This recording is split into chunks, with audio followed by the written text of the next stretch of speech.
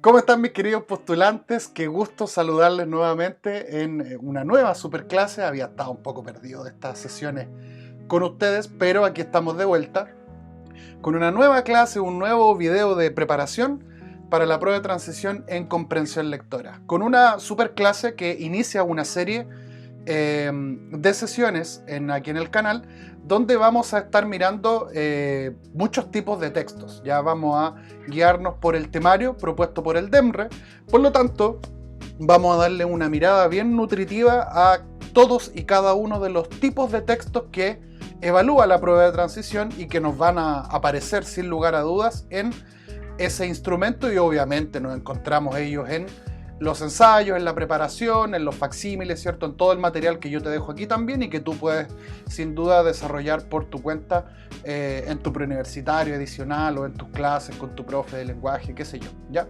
Por lo tanto, hoy vamos a revisar algunos aspectos muy relevantes que se vinculan con los textos narrativos y cómo los vamos a mirar de cara a la prueba de transición. Esto para mí es súper interesante porque nos va a permitir ir poniendo en práctica además los conocimientos, las habilidades que yo he ido compartiendo con ustedes en el canal y que pueden ir a darle una mirada, ¿cierto?, a toda esa lista de reproducción que te dejo en la esquinita ahí en una etiqueta, con todo el material de preparación de prueba de transición, las habilidades, las cápsulas, los tips, los trucos. Porque para dar una buena prueba de transición también hay que aplicar muchos trucos. Y hoy entonces vamos a revisar textos narrativos para la prueba de transición universitaria, ¿ya?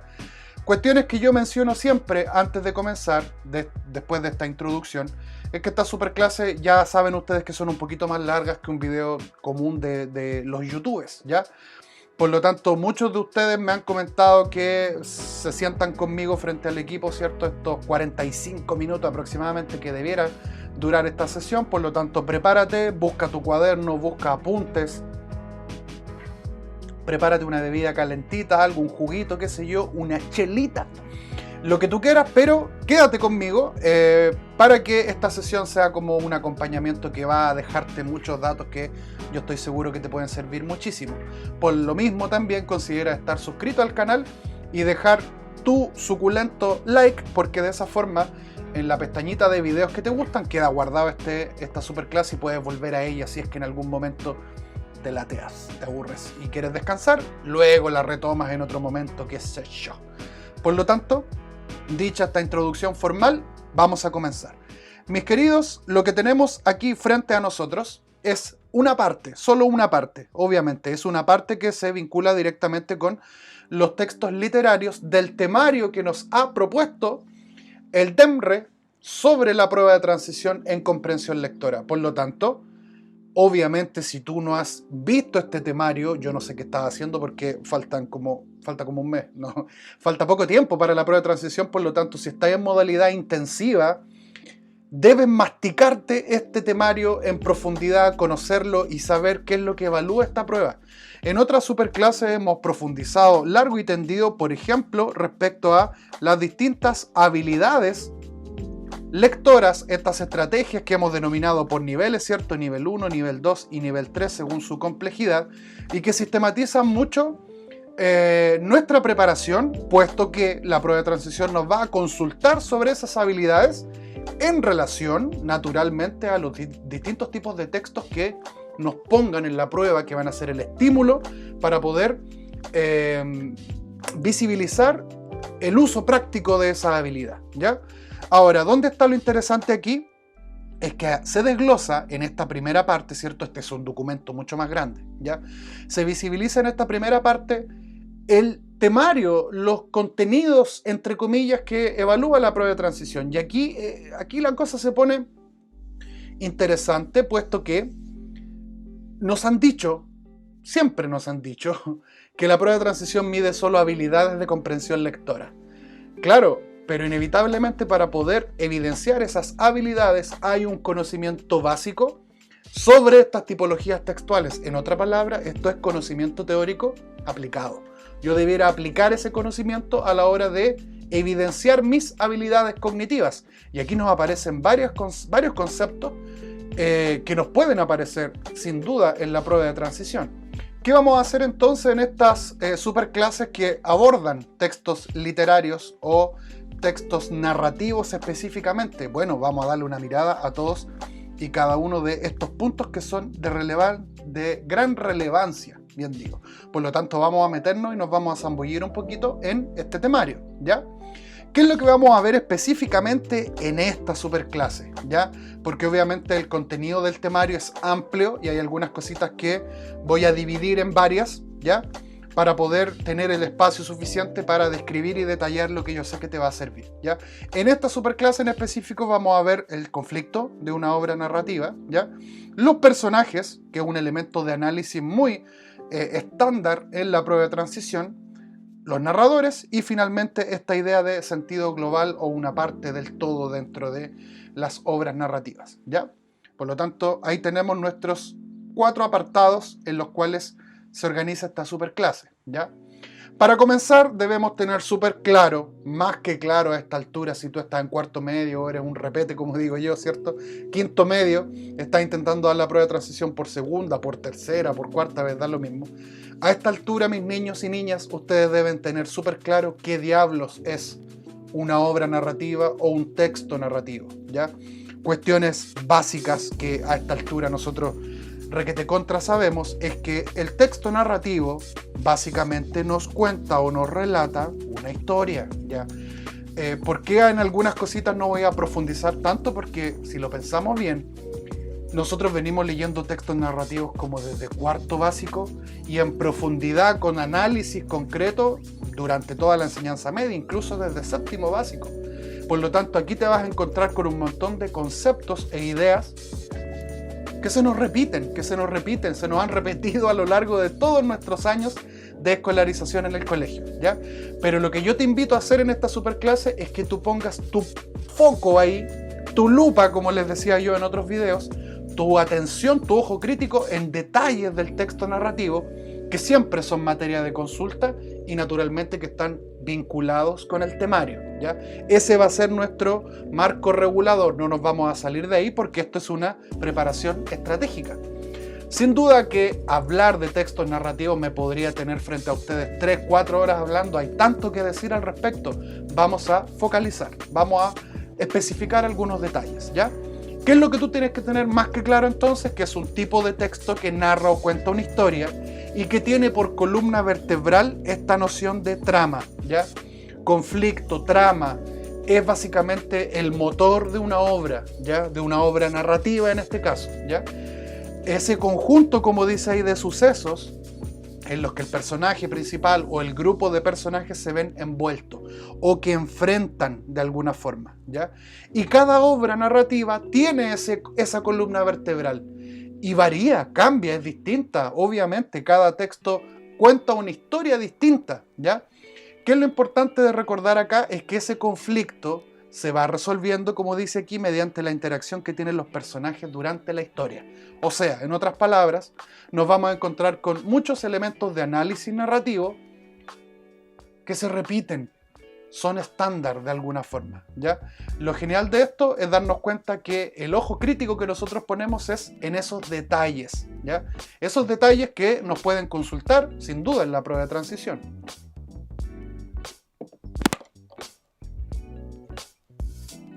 Empecemos con la noción del conflicto, ¿ya? Yo tengo una capsulita, te la voy a dejar por ahí en un rinconcito, con un video especial que hablo exclusivamente del conflicto, pero obviamente aquí hay algunas cositas que debemos mencionar. Yo les decía que el conflicto básicamente es aquello que le da soporte, es en lo que descansa la obra. Yo imagino que seguramente el autor, cuando empieza a crear una historia en su mente, una de las primeras cosas en las que piensa es en esta tensión narrativa o conflicto narrativo. O sea, estos conceptos que nosotros necesitamos, como dice el título, debemos tener claro, súper claro, qué diablo es un conflicto, cómo funciona dentro de una obra, para qué existe el conflicto, ¿ya? Ahora, naturalmente nos vamos a topar con otro elemento de análisis narrativo que son los archirrequete contra conocidos personajes. Porque son ellos los que ejecutan las acciones. En otras palabras, son ellos los que hacen las cosas. o a ellos les pasan las cosas, ¿ya?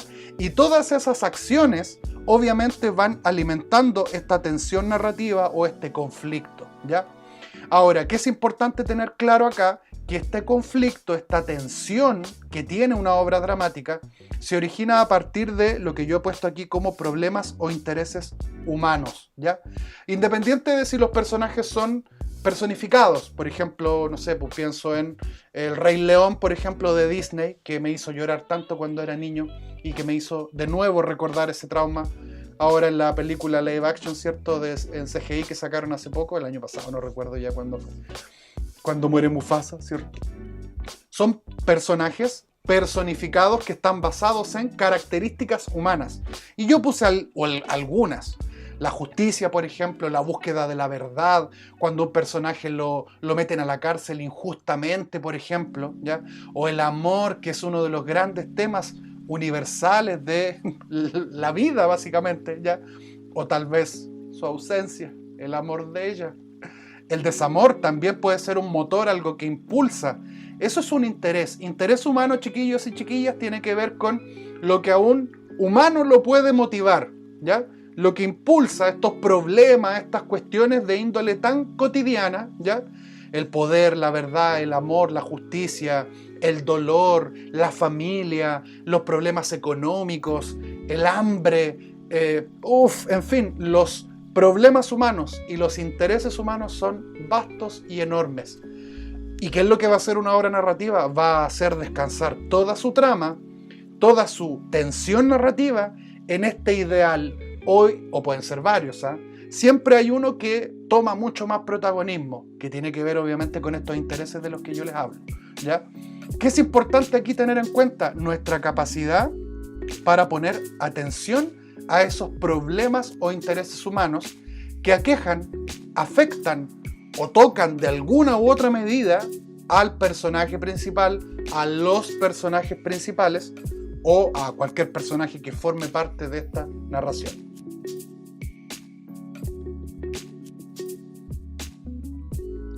Les comentaba hace un ratito que es muy interesante darnos cuenta cómo las acciones que ejecutan los personajes, ¿ya?, van desencadenando o van desenrollando este conflicto para que tenga solución. O sea, más que prototípico es hablar, vamos a profundizar sin duda también en otras superclases de textos narrativos, porque las obras narrativas tienden a una estructura. Primero se presentan los personajes, hay un desarrollo, ¿cierto? Una situación de alto conflicto y finalmente viene la resolución. Eso es lo que le daría el final o el desenlace a la obra. Ahora, históricamente siempre pensamos que esa resolución o solución del conflicto tiende a ser el famoso final feliz, consecuencias positivas, ¿cierto? Nanay, todos son felices y vivieron felices para siempre. Pero nos hemos dado cuenta con el avance de las décadas y los cambios que tiene la literatura en general, los movimientos literarios, los impactos socioculturales, en fin, que esa resolución del conflicto puede ser enormemente desoladora y puede tener consecuencias negativas incluso para el personaje principal. ¿Cuántas obras no hemos leído donde el personaje que nosotros más queríamos muere, por ejemplo? O nunca le resultan las cosas. Fíjense que todos esos elementos, yo los vinculaba con intereses humanos, ¿cierto?, tienen un gran impacto en la vida de los personajes. Recuerden que estos son entes inventados por el autor, vamos a hablar de los personajes en un ratito, pero hacemos el vínculo, ¿cierto? Y que se basan o descansan en elementos de la realidad. O sea, si un personaje, por ejemplo, es ambicioso y egoísta, es porque el autor tomó elementos de un ser humano que es egoísta y que es tal vez vengativo, que es tal vez malvado. Esas características reales perfectamente pueden configurarse en la creación de un personaje. Por eso, mientras más complejo sea ese personaje, mejor construido está, más características tiene un trasfondo histórico, social, familiar, toda una historia. Y obviamente eso depende, sin duda, de el tamaño de la obra. Un cuento no nos va a permitir profundizar tanto, pero una novela de 1000 páginas, por ejemplo, te puede contar la vida completa de un personaje, ¿ya? Ahora, lo que a mí me parece muy interesante de destacar en esta lámina es que los conflictos varían según el tipo de tensión narrativa, ¿ya? Mira, indagando bastante como en la literatura y en los libros que nos hablan de los conflictos narrativos, hay muchas categorías, ¿ya? Hay varias, yo creo que por lo menos unas 10, 12 aproximadamente, pero en relación con la prueba de transición se pueden clasificar en estos 4 tipos de conflictos, por ejemplo. Podríamos decir de manera bien clara, por ejemplo, que si el personaje tiene que enfrentar un destino inevitable, por ejemplo, pienso en, no sé, pues la Odisea de Homero, por ejemplo, obra clásica de la literatura, donde este personaje, ¿cierto? Ulises, también conocido en otras interpretaciones, le toca a los cojones a Poseidón, ¿cierto? Se mete en un conflicto con una deidad griega. O sea, en otras palabras, tiene que enfrentar una fuerza sobrenatural superior a él que designa o moldea lo que le pasa a ese personaje. O sea, el conflicto ahí está íntimamente basado en lo que esta deidad superior pueda hacer decantar en el personaje, por ejemplo, ¿ya? Ese es un tipo de conflicto, cuando el personaje o los personajes enfrentan cuestiones sobrenaturales o de índole espiritual o superior, por ejemplo, ¿ya? Hay otros conflictos que están mucho más vinculados con valores morales, por ejemplo. Un clásico, el bien contra el mal, o la mirada que tenemos del sentido de justicia, por ejemplo. Pienso en Los Miserables de Víctor Hugo, ¿cierto? Obra francesa muy popular, donde el personaje, ¿cierto? Jean Valjean, que mi francés no es muy bueno, pero el hombre acusado injustamente, hay un montón de cuestiones ahí de trasfondo en las cuales no me quiero extender porque daría para conversar harto, pero lo moral, la manera en cómo los personajes ven y entienden la realidad, obviamente pueden chocar de golpe, ¿ya? Una persona ve esto blanco y otra lo ve negro, y eso sin duda puede ser la chispa o el motor que desencadene esa tensión narrativa, ¿ya? Ahí tenemos otro tipo de conflicto, ¿ya? Hay otros que se pueden englobar como un conflicto de un ente externo que atenta contra ese personaje. Puede ser la sociedad, puede ser un otro, un enemigo, y el más clásico que siempre vemos es cuando el personaje o el ser humano debe enfrentarse a la naturaleza, por ejemplo, a la sociedad, a las máquinas, a un destino, en fin, hay muchas cosas sumamente interesantes sobre los tipos de conflictos que nosotros vamos a evidenciar en la prueba de transición. Y en lo personal, a mí, el que más me gusta es el que se denomina conflicto interno, que está ocurriendo en la propia mente y corazón del personaje. Cuando es el mismo el que se dispara en el pie, es el mismo el que se pone barreras, es el mismo el que quiere lograr algo y no puede porque existe lo que yo denomino el deber versus el querer. O sea, el personaje quiere hacer algo, pero su código personal, sus ideas, su educación, qué sé yo, lo frena, se lo impide, y el personaje entra en constante conflicto consigo mismo. De ahí viene, ¿cierto?, esta complicación que le da tensión a esa obra. Por lo tanto, nos vamos a dar cuenta, chiquillos, que siempre hay un motor, hay un algo, hay un catalizador que hace que las acciones vayan y avancen. Nosotros tenemos que empezar a poner bastante ojo en estos tipos de conflictos, ¿ya? Yo les menciono aquí un dato a no olvidar, que debemos decir que el conflicto es esencial en una obra, ¿ya? Si no tengo conflicto, yo siempre menciono, se me cae la historia porque no tengo nada para identificar ese vínculo que los personajes tienen entre ellos, o lo que le está ocurriendo al personaje, a qué se enfrenta, qué es lo que tiene que vivir, qué es lo que tiene que experimentar, por ejemplo, ¿ya? Este segundo punto dice: una vez que evidencies esta tensión en la narración, podrás identificar cómo se desarrolla la trama y qué consecuencias puede tener o qué puede desencadenar en un personaje, en varios personajes, en el relato en esencia, ¿ya? Es necesario que pongamos especial ojo entonces en este conflicto, porque es, yo diría, la base de cualquier obra narrativa. Repito, sin conflicto no tengo historia, simplemente sería una concadenación de eventos que no tendrían conexión de alguna forma. Por lo tanto, es clave, cada vez que tú leas una obra por gusto propio, por lectura fruitiva, o en el caso de enfrentar la prueba de transición, trata de descubrir trata de descubrir qué es lo que hay detrás. Pasémonos a un elemento indispensable, un elemento de análisis valiosísimo de cualquier texto narrativo. Los personajes, ¿ya? Y si miramos el temario, ¿qué es lo que tenemos que saber sobre personajes? Acciones, motivaciones, convicciones y dilemas, ¿ya? Básicamente, ¿qué dicen? ¿Cómo son? ¿Y qué se dice de ellos? O sea, el personaje, esto es un personaje, tengo que ser capaz de reconocer en él elementos, ¿ya? Elementos. Históricamente siempre nos enseñaron que los personajes se caracterizan. ¿Cómo son? Si es gordo, flaco, chico, feo, alto, moreno, rubio, y qué características psicológicas tiene. ¿Es egoísta? ¿Es modesto? ¿Es amigable? Esos datos, claro que nos sirven, pero en el punto, desde la perspectiva de la prueba de transición, la motivación, este elemento que está aquí en el temario, para mí cobra mucha importancia porque la motivación viene a ser lo que le da la energía al personaje para hacer todo lo que hace. Si un personaje no tiene motivación, no tiene convicciones, no tiene un dilema, no enfrenta un problema, se queda quieto.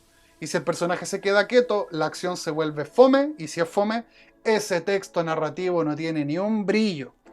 Piénsenlo así, vean una telenovela. Las telenovelas se basan, por ejemplo, en textos narrativos, que toman ahí elementos audiovisuales, ¿cierto? Hay otra novela, pero si pensamos un poquito en las películas, en las novelas o en las novelas escritas, textuales, mientras más cosas ocurran, mientras más cosas le pasen a los personajes, más cautivo nos tiene el narrador.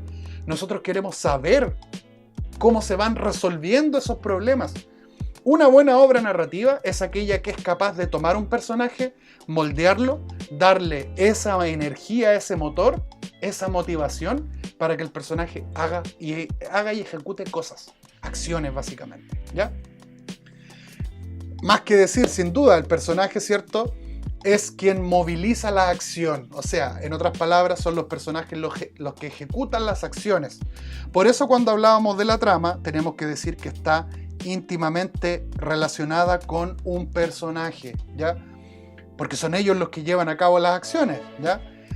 En ese sentido, el personaje principal, que es al que nosotros amamos y queremos seguir, o que odiamos también puede ser, ¿cierto? Él va a contribuir al desarrollo de esa acción, ¿ya? Y que nos va a permitir además, como dice ahí, un punto esencial para el origen del conflicto, ¿ya? Y de cómo este podría resolverse eventualmente en el desenlace de la obra, ¿ya? Ahora, ¿dónde ponemos nuestro foco de atención? Es necesario darnos cuenta, como dice el temario, ¿qué se dice de estos personajes, de ellos? ¿Qué se dice? ¿Cómo son?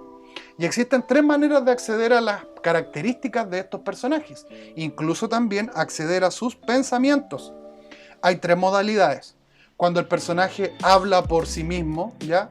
Y cuando menciona como si hablara consigo mismo muchos elementos, eso que se conoce como monólogo interior, el personaje básicamente nos está diciendo qué pasa, qué ocurre y qué siente, ¿ya?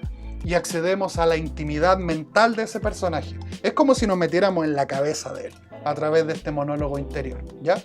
Pero puede que hayan referencias, como dice el punto 2, a partir de las conversaciones y diálogos de otros personajes, donde se mencionen cosas de otros personajes. O sea, los personajes hablan, interactúan, hay estilos de narración, ¿cierto?, que incorporan estilos de habla directo, ¿cierto?, donde los mismos personajes hablan por sí mismos, y eso nos permite ir tomando antecedentes y datos sobre ellos mismos y sobre otros personajes, ¿ya?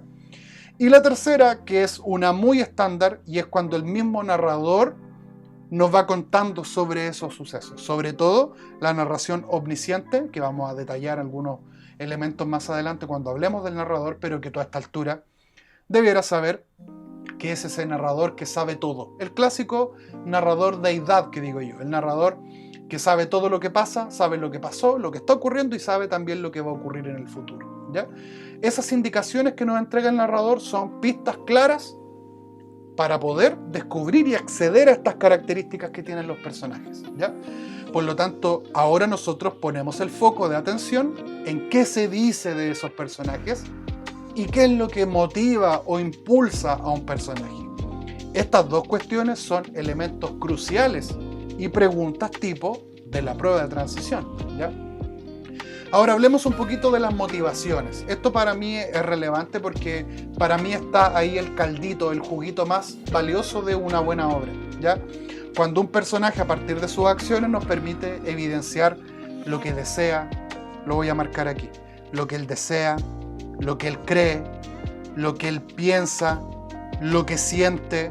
O sea, en algunas obras eso es gran parte del motor que incluso se conecta con el conflicto, ¿ya?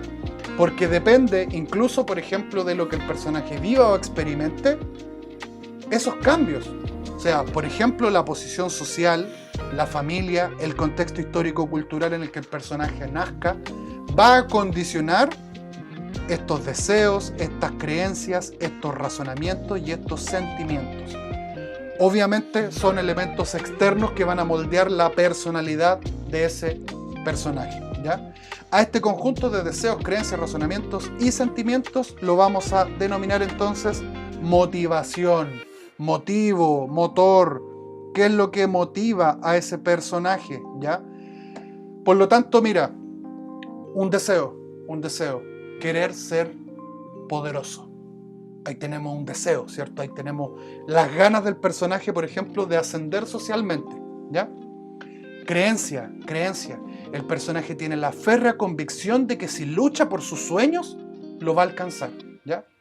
Razonamientos, pensamientos. Si el personaje tiene claro en su mente de que si se mete en esa habitación va a morir, por ejemplo, o sea, lo que el personaje razona, piensa, elucubra. Sentimientos. Si el personaje ama a otro o lo odia, si busca venganza, si el personaje es egoísta. Te das cuenta que muchos de esos elementos, todo esto que yo les menciono aquí que tiene que ver con la motivación de los personajes, básicamente lo podemos homologar a motivaciones humanas, ¿ya? Muchos de nosotros nos movemos también por ese tipo de patrones, energía, motor que le llamo yo, ¿ya? Por ejemplo, mi deseo, mira qué romántico me voy a poner, mi deseo es que a ti te vaya bien en la prueba de transición. Y creo en ti, y sé que lo vas a lograr. Tú puedes. Esta es la parte motivacional del video. Tú lo puedes lograr. Ya, y si hablamos de tu motivación, tú tienes que hacer algo para poder alcanzar ese objetivo que te has propuesto, 850 puntos. Ya, no van a llegar por ti mismo, o sea, no van a llegar, digo, por sí solos, no van a llegar por sí solos. Tú vas a tener que hacer cosas para que eso ocurra. Ver mis videos, likear mis videos, hacer ensayos, estudiar, tomar apuntes, poner atención en clase, online, ir a preuniversitario, que no te dé flojera, conectarte a las sesiones sincrónicas que tengan esos profesores. Tienes que hacer tu parte, ¿te das cuenta? Esa motivación entonces es lo que te va a impulsar y que perfectamente también motiva o impulsa a un personaje. Ejemplos. Aquí tenemos grandes personajes de la literatura, como por ejemplo Florentino Ariza, que en una maravillosa obra de Gabriel García Márquez llamada El amor en los tiempos de cólera, él estaba perdidamente enamorado de Fermina Daza, le declara su amor, ¿cierto? Este personaje Fermina vive varias cosas, ¿cierto? Muy complejas, muertes, en fin, pero siempre está pensando en ese amor, o desamor podríamos denominarlo. Otro clásico de la literatura universal, Robinson Crusoe, que diría yo que es la obra más famosa de Daniel Defoe. Este personaje que le miente a su familia, se mete en un barco por el deseo de conocer, como dice aquí, ¿cierto? Ese ánimo de conocer nuevos horizontes y que representa básicamente la idea de colonizador que tenía el Imperio Británico en esa época, fíjense los años, ¿ya? Por lo tanto, él queda atrapado en una isla, ¿cierto? Solo. Conoce a Viernes, que es un indígena, y quiere civilizarlo. Entonces ahí tenemos la idea del colonizador perfecto, este Robinson Crusoe. O Alonso Quijano, Quijote, ¿cierto? La locura, los deseos que tiene, lo que le está pasando en su mente, lo motiva a emprender viajes junto a Sancho, por ejemplo. Siempre que hablamos del Quijote es como, ¡guau! ¡Qué asco! ¡Qué aburrido! Sí, puede ser que la lectura no sea la más amable, pero el Quijote es una tremenda obra narrativa, muy entretenida. Te emociona, te da pena, te mueres de la risa con las tonteras que habla Sancho, por ejemplo. Tiene de todo, ¿ya? O Emma Suns, que es una obra de Borges, de Jorge Luis Borges. Un cuento donde lo que mueve además es la venganza. Le notifican que su padre ha muerto por un envenenamiento, si no me acuerdo bien, pero ella tiene claro que fue asesinado, por lo tanto busca vengar la muerte de su padre. Entonces, si ustedes se fijan, tenemos motivos, ¿ya? Y estos que tienden a ser personajes principales de cada una de sus obras. Florentino Ariza, no me acuerdo bien la verdad, porque estas obras de García Márquez yo las leí hace muchos años, no me acuerdo bien.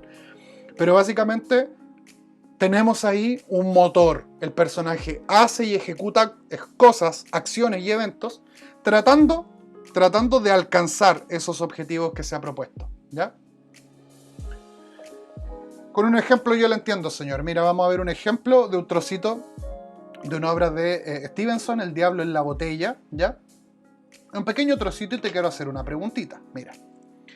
Dice, voy a hablar de un hombre natural de la isla de Hawái. Lo denominaré con el nombre de Keawe, que no es el suyo. Pues como ese hombre vive aún, y como no conviene que el héroe de este relato sea identificado, debo forzosamente acudir al seudónimo. Basta indicar que la persona a quien me refiero nació cerca de Onaunau, lugar en donde hay una cueva que guarda los huesos de Keawe el Grande. Nuestro héroe era pobre, valiente y activo. Leía y escribía como cualquier maestro de escuela, pero su especialidad era la marinería, en la que se distinguió ya como tripulante en los vapores isleños, ya sobre todo como patrón de un ballenero que operaba en la costa de Amakua. Pero un día, Keawe sintió la tentación de los grandes viajes y de las grandes ciudades del extranjero, y para dar satisfacción a su deseo, tomó pasaje a bordo de un buque de la línea de San Francisco. Ya, yo tendría que preguntarte a partir de este trocito, por ejemplo, ¿qué es lo que motiva al personaje? A Keawe, ¿cierto? Cuando yo estoy en presencia de este texto, obviamente me voy dando cuenta de muchos elementos. Hay una narración en tercera persona, probablemente un narrador omnisciente que nos está hablando de un personaje en específico, ¿cierto? Keawe. Y nos están contando cosas, es decir, el mismo narrador nos está tirando datos sobre quién diablos es Keawe. Entonces aquí aparecen muchísimas cosas de alto interés para nosotros. Primero, no podemos acceder a su nombre real. No podemos acceder. El mismo narrador nos dice que va a dejar ese dato en suspenso, por lo tanto acude a un seudónimo, ¿ya?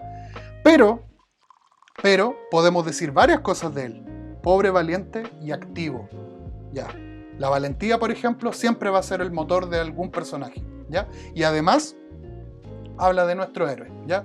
Tenía características, por ejemplo, de cultismo. Leía y escribía muchísimo, como un profesor, dice, como un maestro de escuela.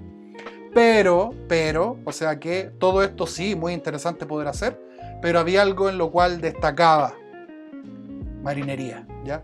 Y además, no solo eso, se distinguió en eso, siendo tripulante de algunos vapores, hasta llegar a ser patrón de un ballenero, ¿ya?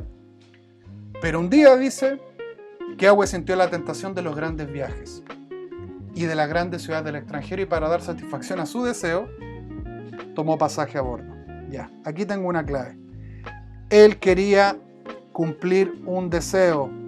Por lo tanto, una gran motivación que podría tener Keawe a partir de lo que este texto me cuenta es ese deseo de viajar, conocer, moverse, no estar quieto, aprender.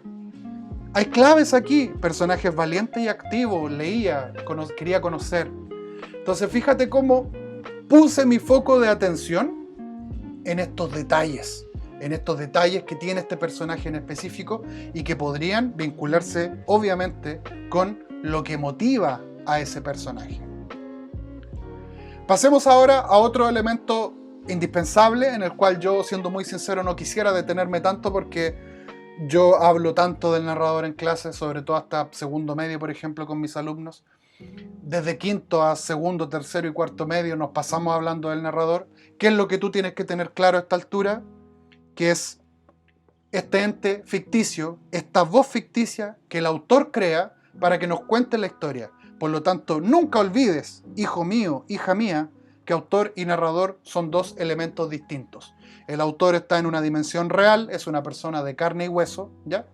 Pero el narrador es un elemento ficticio, Puede que nos encontremos con una obra donde el narrador es a su vez el mismo autor que nos quiere contar de primera persona, ¿cierto? Uno que otro detalle fundamental.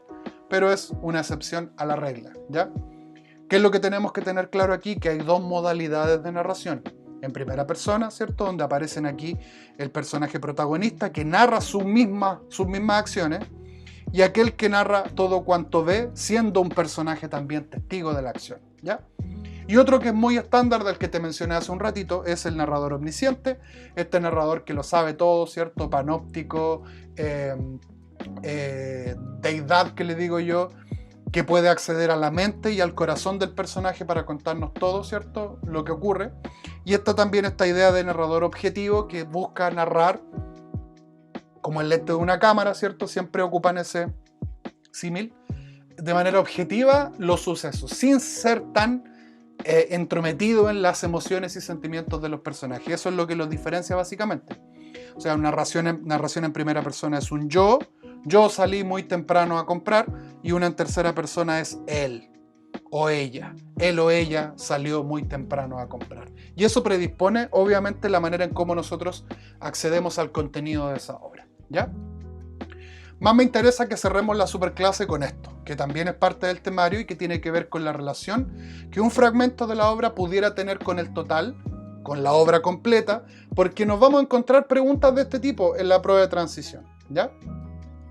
¿Qué es importante tener claro aquí? Que una obra narrativa en general, funciona igual que un rompecabezas. A mí me gustó mucho esta comparación que se hace de las obras narrativas, de los textos narrativos con un rompecabezas. O sea, un rompecabezas, cuando está armado completito, ¿cierto? Cuando yo logro armar todo el rompecabezas, me entrega una imagen.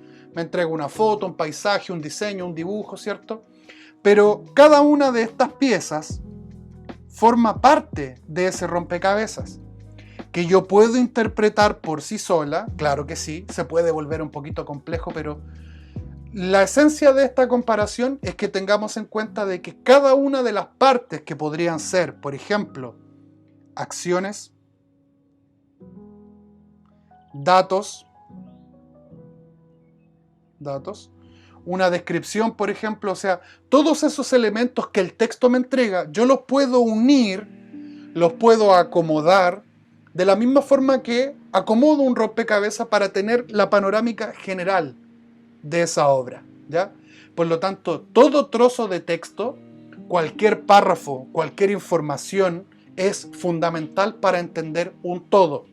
Te pongo un ejemplo: si yo estoy leyendo un cuento de 10 párrafos y me salto 2, es decir, me como 2 párrafos, por ejemplo, lo voy a poner con negro, me como 2 párrafos porque no los quise leer o porque antojadizamente fuerzo esa acción.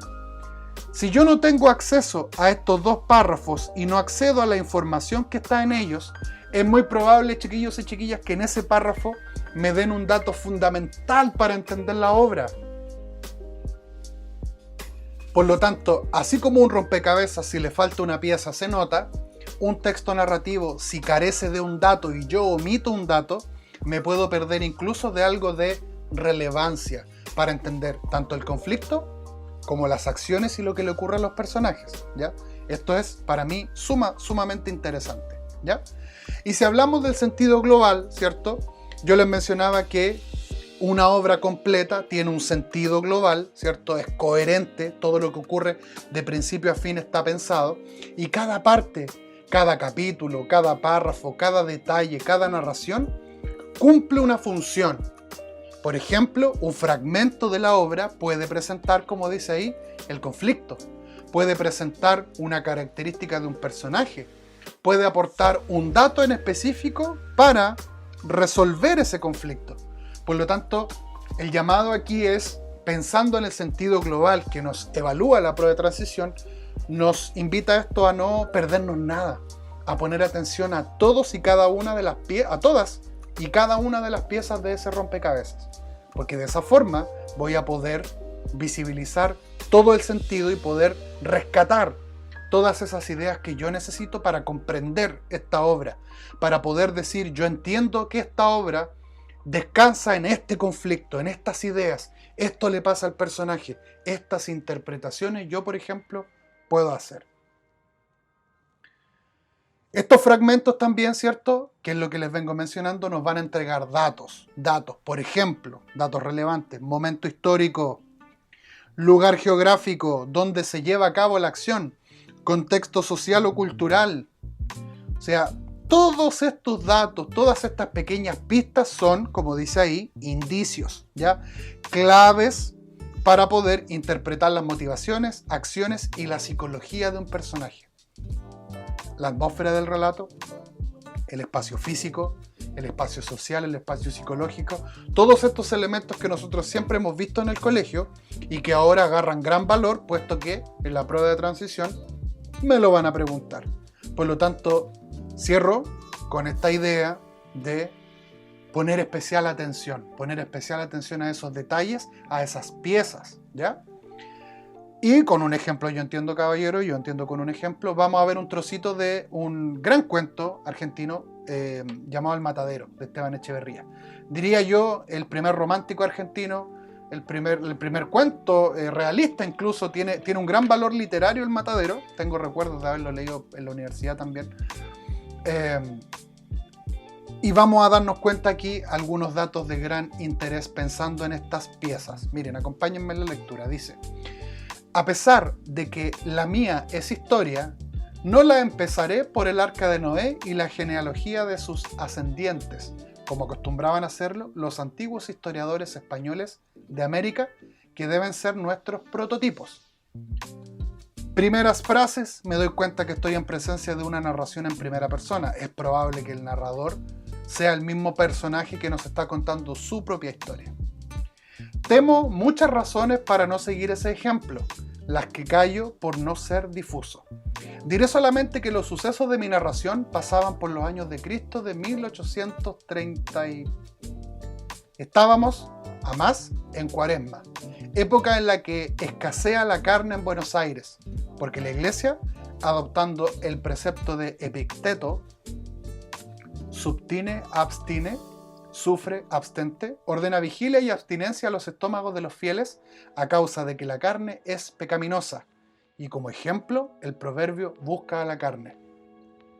Y como la Iglesia tiene ab initio, desde el inicio, y por delegación directa de Dios, el imperio inmaterial sobre las consecuencias y estómagos, que en manera alguna pertenecen al individuo, nada más justo y racional que vede lo malo. Fíjate que es una narración bien compleja, ¿ya? Pero me quiero detener con estos elementos. Porque si te estoy mencionando que cada parte de la obra nos puede entregar datos relevantes, yo podría preguntarte aquí antes de cerrar la superclase, ¿dónde y cuándo se desarrollan los sucesos que nos está contando este personaje del Matadero? Yo tengo que aplicar la habilidad de rastreo y localización, y si me están consultando por lugares y momentos, yo tengo que poner atención a fechas, lugares, nombres, épocas, años, celebraciones, por ejemplo. Fíjate, voy a encontrar sin duda una gran cantidad de datos que me van a permitir situar al personaje primero en un contexto cultural e histórico, 1830 y algo, siglo XIX, Argentina, Buenos Aires. Necesito también un conocimiento del mundo. Cuaresma, que es entre febrero y abril, no recuerdo bien cuál. Una festividad católica, por lo tanto tengo aquí antecedentes de fieles a la Iglesia Católica, ¿ya?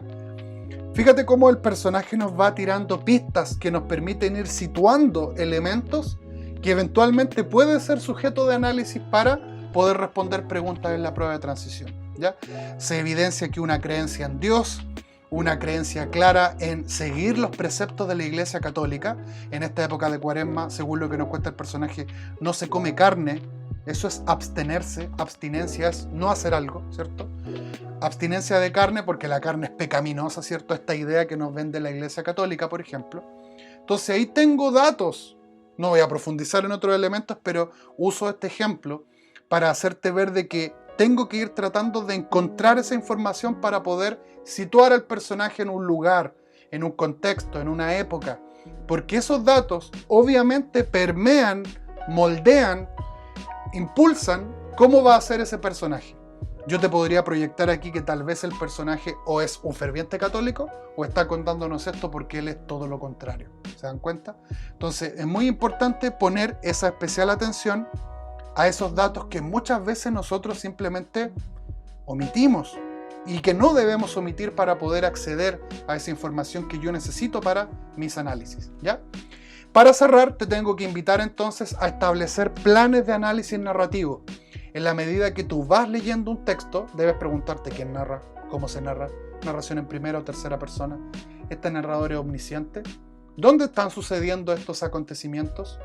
¿Quiénes son los personajes? ¿Qué acciones se ejecutan? Con estos datos que tengo, ¿puedo plantear una hipótesis sobre el conflicto narrativo, por ejemplo?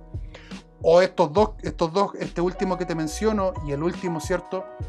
¿Qué impulsa al personaje? Estas dos preguntas son clave para poder acceder al análisis narrativo desde el punto de vista del personaje, que es valioso, es muy importante para poder identificar bien de qué forma esos personajes interactúan y al mismo tiempo nos va a permitir responder a esas acciones. ¿Por qué el personaje es como es? ¿Qué es lo que lo hace ser así? Obviamente el contexto, la cultura y todos los elementos que decoran ese mundo creado van a generar un impacto en los personajes. Por lo tanto, yo quiero profundizar en próximas superclases los detalles que nos faltan del temario y sin duda alguna ir elevando elementos para este análisis narrativo o para este plan de análisis narrativo, porque lo que estamos haciendo nosotros simplemente es aplicar estrategias, ¿ya?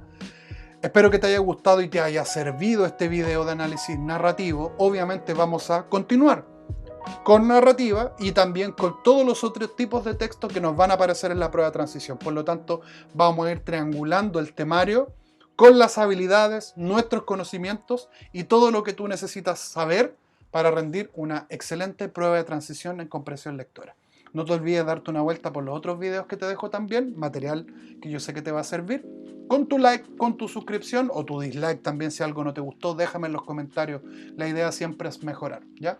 Te mando un gran abrazo, un gran saludo, cuídate y nos vemos en un próximo video. Adiós.